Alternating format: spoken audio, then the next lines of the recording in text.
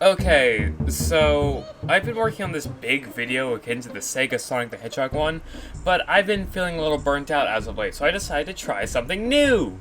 Anyway, the plan was to cover an indie horror I remember liking called Spaghetti, but, alright, let's see what happens. Oh my god.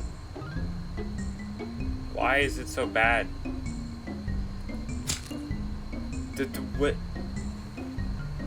Look at this. What the fuck? Why is it so laggy? Yeah. So fuck that shit. I'm gonna talk about the game I've been addicted to for the past couple of days. Yoshi's Cookie. I mean, I don't see a reason not to. So without further ado, let's start the most important part.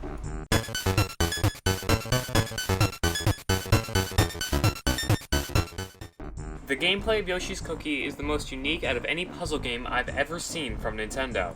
Basically, instead of moving the pieces or a character, you move a reticle, and pressing the A button locks onto that specific point, where you can then move the column up or down, and the row left or right. You can clear any row or column by filling one of the two with the same shape of cookie, and you beat the level by getting rid of every cookie in the pattern. It sounds familiar yet unique, and that's exactly how it plays, feeling a lot more fast-paced and frantic. And since you can change basically everything about what is more or less a grid, you can beat the seemingly most unbeatable patterns, instead of something like Dr. Mario where you just ask, okay, how the fuck am I supposed to beat this? And the fact that it's level structured instead of endless like Tetris I think helps it greatly, giving it a pick-up-and-play formula which heavily adds to its addicting nature. It actually reminds me of Clax in a lot of ways, and that is 1,000,000% a good thing. But that's not the only thing Yoshi's Cookie sticks the landing on. Let's talk charm.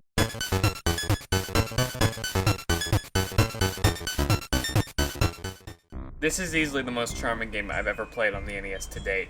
The visuals, sound effects, and music come together so brilliantly to create an experience that can shift from calming to stressful to satisfying at the drop of a hat. You're not playing as Mario saving Princess Peach or curing diseases, you're baking cookies for Yoshi, and Mario's outfit really helps sell how much personality was crammed into this 8-bit cartridge. And while we're on the subject of 8-bit, I really like the sprite art here. It feels straight out of an old Hanna-Barbera cartoon with how colorful everything is. Also, on a side note, I like how smooth Mario's animations are. It's not a big point, but I still thought I'd mention it. Now the music. It's pretty good except for track A. It's incredibly annoying, and I didn't even know a track could be too cheery, but here we are.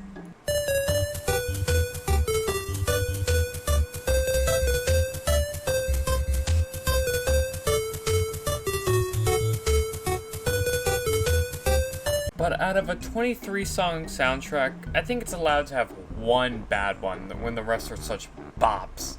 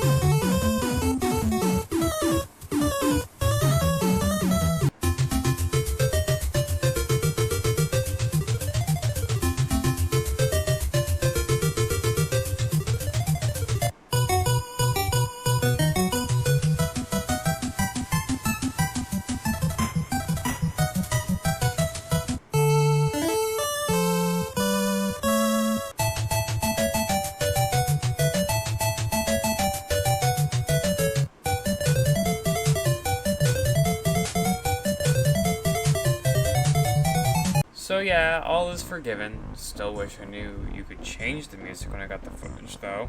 It would have been nice to not have to listen to literally the only bad song in the game for hours, but hey, what are you gonna do? So now that I've said how good the game is, what version should you play? Well, let's see.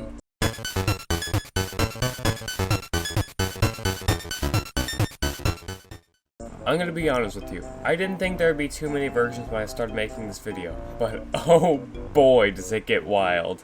Let's just start with the basics. Of course there's the NES version, the version I've been talking about this entire time. There's not much more to add. Next up is the version that released day and date with the NES version, the Game Boy version. And this version is not as good. Shocker, I know. It's just so goddamn slow. There's no challenge here, and Mario's no longer a baker. It's Mario and Yoshi working together, which I guess is cute, and Mario doing his little jump is nice, but it's just not as charming as the original. Also, the diamond cookies look like eyeballs now. That last one wasn't a point against the game itself, I just find it funny. Now, I will excuse the slowness due to it being a Game Boy version, meaning its main appeal is being able to play it on the go, and in order for it to be portable friendly, as in work properly with less power, some sacrifices have to be made. Have you seen Street Fighter on Game Boy? But one version where I will not excuse the slowness is the SNES version.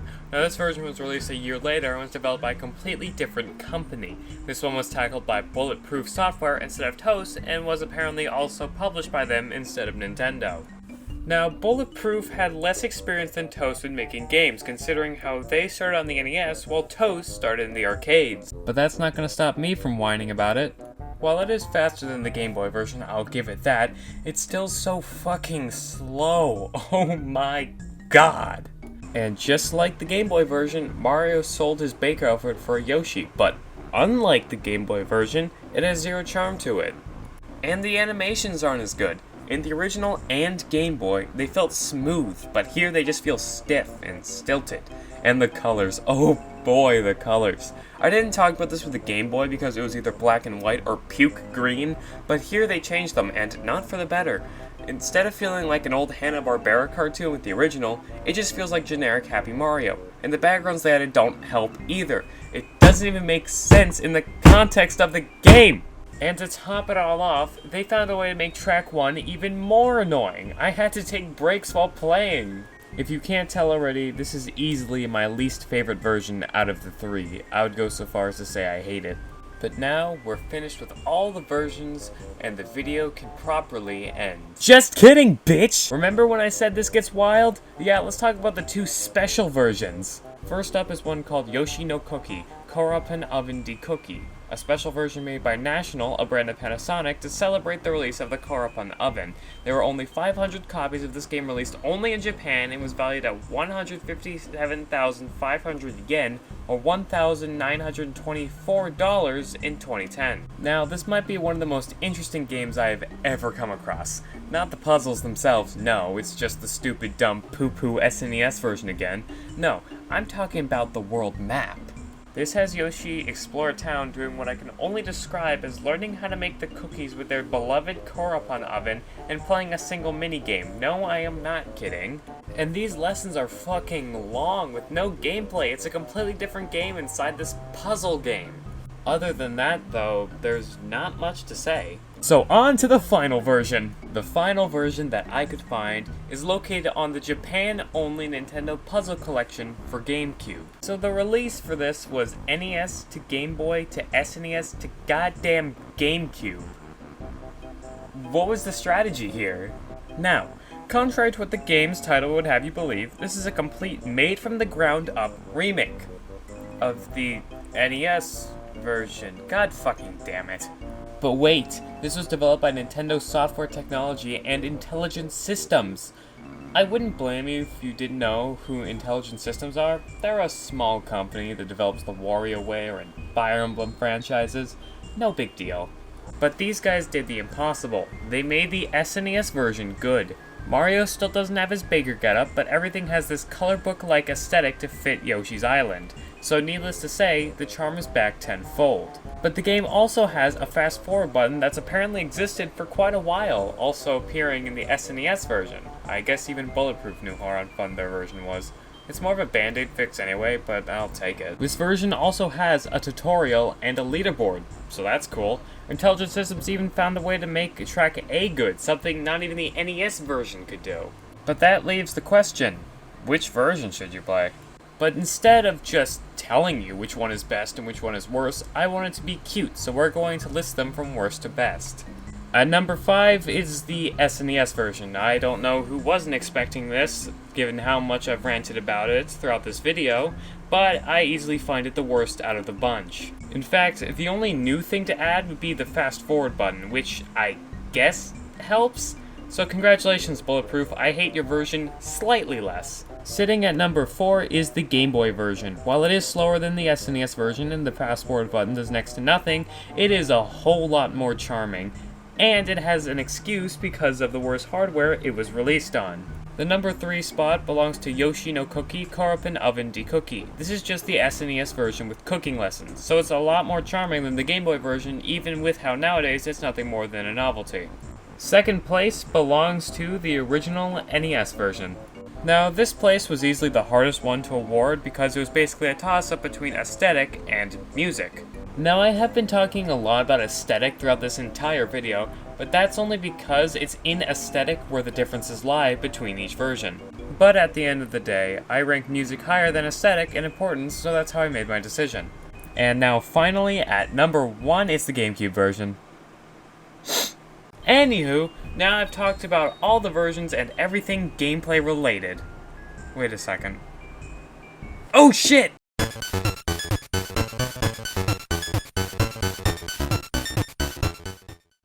Yeah, I completely forgot about the different modes each game has. I guess that goes to show how little they matter at the end of the day.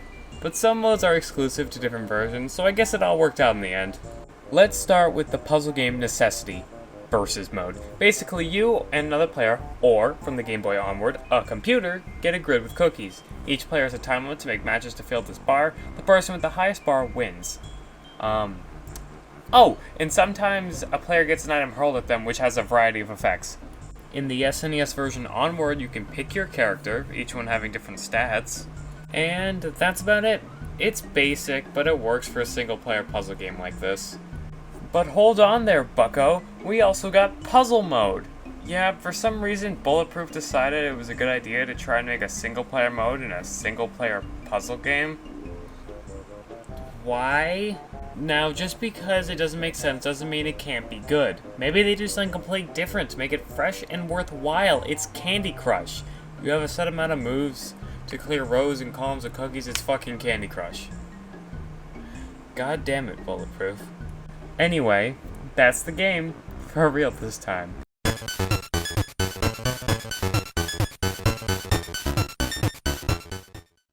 Yoshi's Cookie is a fun and addicting puzzle game, no matter which version you play. And while it seemed to be abandoned in recent years, it's still got 5 versions. You can't say that about Wario's Woods. So as much as I wanted to come back, I'm okay with what we got. Now, I wasn't expecting this video to be this long, but I got it all out of my system and said all I wanted to say. So I'm gonna go work on the big video now. I'll either see you then, or in another small project I end up getting swept up in.